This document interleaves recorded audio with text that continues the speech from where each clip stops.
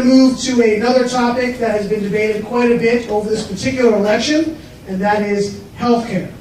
Obamacare, whatever you want to call it. I actually have, I suspect I know where you guys come out of this, but maybe I don't. You've been surprising me for a good part of the night.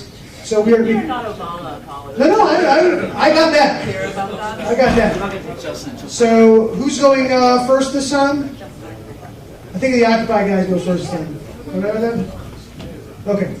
Occupy guys, go ahead. First of all, Obamacare didn't get it right. I think we can agree on that. I think Obamacare was a massive compromise, and the way it was done was absolutely incorrect. I still want to see the logs from the White House, just as you do, about who came in and who was consulted and who lobbied. And it was a total sweetheart deal for the insurance companies. Let's just be clear about that, absolutely clear. But Obamacare didn't go far enough. The fact of the matter is that we need universal health care in this country. We have too many uninsured people. We have too many people in this country who are having to pay medical debt for the rest of their life. You shouldn't have to be in debt for the rest of your life because you got sick. That's insane. That's absolutely insane. Until this country can take care of its people, until this country can create a system that's equitable and fair so that people can live and not pay for the rest of their life just to be able to get treatment. We're spending so much money in this country right now in emergency rooms. That's money that's coming out of our economy. That's coming out of all of our pockets because of the fact that we can't create a healthcare system that takes care of people in this country. It's insane. As the richest country in the world, as the most prosperous country in the world, that we can't take care of the people in this country. We want to do it. We all want to do it. I know that everybody in this room wants a healthy country. The fact of the matter is that to have a healthy country, you have to invest in health care. You have to make sure that people are covered. There should be universal, single-payer health care. It should be paid for equitably and fairly. I'm not ashamed to say it, but we need to tax people so that we can take care of people in this country. I have a really disgusting pair of red, stinky shoes. Do you guys want to buy them from me? No? Someone probably will. It's Buffalo Sheep. Do you guys want to buy my disgusting pair of red shoes? Well, then I'm going to penalize you every month for not taking the shoes. You're going to have to pay anyway, because even if you don't want them, it doesn't matter. You have no choice. But you're going to have to pay for my shoes that I'm trying to sell you, even though you don't want to buy them. I mean, that's the premise pretty much. If the healthcare bill was all about healthcare, they wouldn't have had to hire 700 or something new IRS agents to police the bill. 20,000. Okay, there we go. Maybe my numbers are wrong. But I'm just saying, like, and healthcare is not a right. You're not born with the right to healthcare. You're not. I mean, you're not born with the right to say that since I can't listen, there's a way to reform healthcare. I have so much to say on this topic. I'm sorry. It so frustrates me. There's a way to reform healthcare, and it's not by making the government in charge of it. It fails everywhere. It failed in Canada. It's failed in France. It's failed everywhere. It's failed in Governor Romney's state. Failed horribly. Okay? Tort reform. Open up, insurance companies' ability to trade across the country and practice everywhere. You'll get, and rein in big pharma, and you'll get a really, really affordable health care for everybody. I just want to say, this is one issue. All right, now I start. So I expect to find some agreement on this issue. I think I agree with all of you that this Obamacare policy does violate the rights of individuals. It does violate that individual mandate. On the other hand, I don't expect you all to agree with the fact that I think a single-payer system is the best way to maintain the rights of individuals. That's just a philosophical difference. That said, I've spent time working in hospitals. I've seen the influence that business has upon medicine in this country. I've worked in hospitals, I've seen doctors not have time to talk to their patients because they're too busy taking pizza and ice cream from drug and pharmaceutical reps. It's time to get business out of this, it's time to get business out of medicine. I think in China, people pay their doctors when they're healthy, not when they're sick and dying. And they don't go into debt for it. Their money is not going to go into the health care pocket. The pocket that's the money that's going in from Obamacare is going into somebody else's pocket, and nobody else is going to be able to get the health care that they deserve to have. The next thing is Canada. There are people that I know personally that come from Canada to get health care from here because they can't get health care needs taken care of but once a year. I mean, I even know here personally, just 2 weeks ago, I got on my own health care plan because I'm healthy. They are penalizing me. With Obamacare, yes, got it in writing.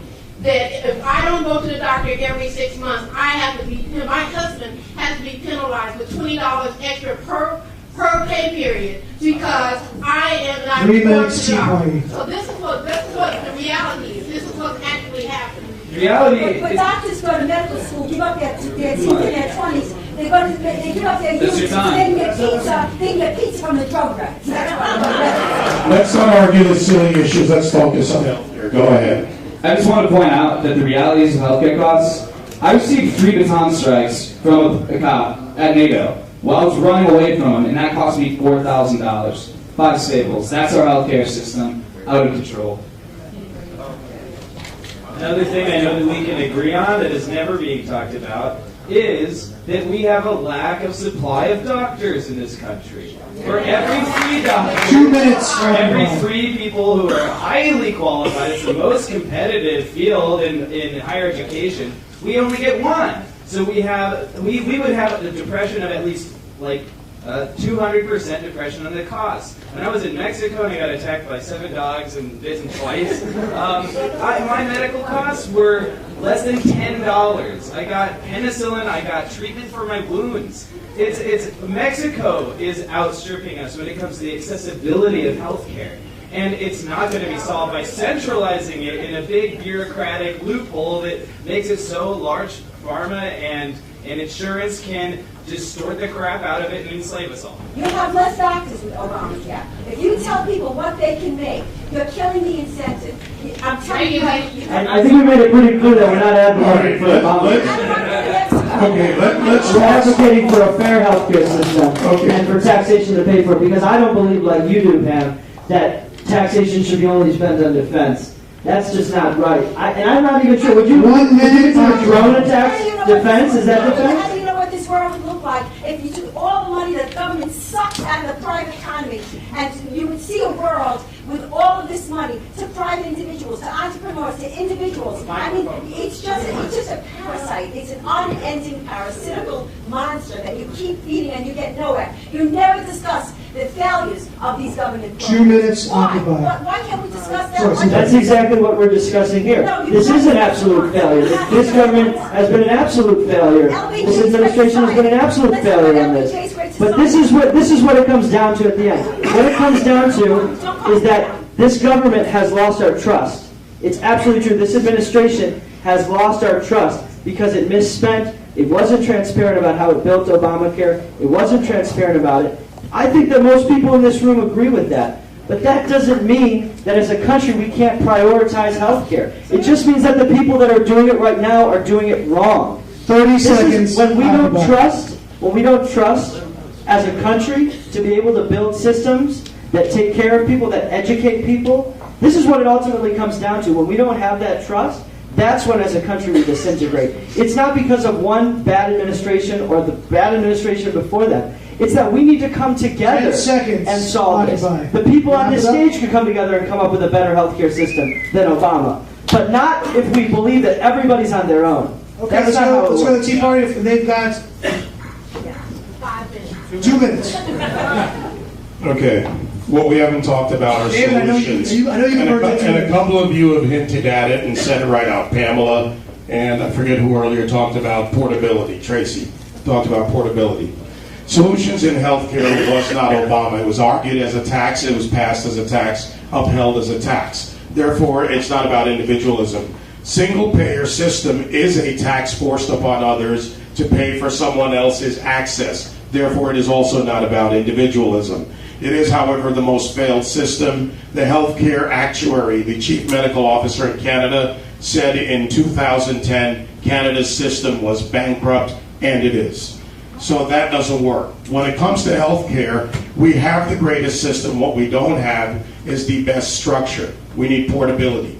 Tort reform works if we still have a tortious system, but in fact our legal system is no longer tortious in many aspects. The other thing we need to do with healthcare is we need to have the support structure, whether it's nurse practitioners. We do need to increase the number of professionals. However, you can only increase the number of professionals if it is economically viable for them. When a doctor spends 25% of their time on defense, filling out forms, when they get back 67 to 75 cents of Medicare dollars, which, by the way, proves why single payer doesn't work, that's how you solve the problem. You've got to solve the problem with economic solutions, not with government taking over 1/7. It's not 1/6 anymore. 1/7 of our economy as a percentage of GDP. It is ridiculous. They can't deliver a letter and they have a monopoly. 10 seconds. Let's wrap it up. 10 seconds to make. The Catholic Church is being charged, and all Christian churches are being charged for healthcare problems, issues that they don't believe in. That's it. We are done with healthcare. Did we solve our entire healthcare problem in this 10 minutes? I think we all. It seemed like we all agree that there's significant problems within our healthcare system that need to be addressed and fixed. I think we have two fundamentally different views on how we can fix that. We're going to do there's going to be two last topics. So let me say the next topic will be done in the same manner we've been doing it the entire evening. The last topic, I want to have one representative. I know this goes against a bit of your ethos. But one representative from the Occupy movement and one representative from the Tea Party movement. If you'd like, I can choose that person, or you can do it yourselves. Let the audience choose. Not that bad. Maybe, you know what? I say we let the audience choose. Okay. Not be the enforcer on the Tea Party. No. Hey, man, it can be whoever they choose. Now, the next topic will be gun control. And I'll be honest, I have no clue where you guys are on this issue, and I am dying to hear your perspectives. What's that? No. Gun control.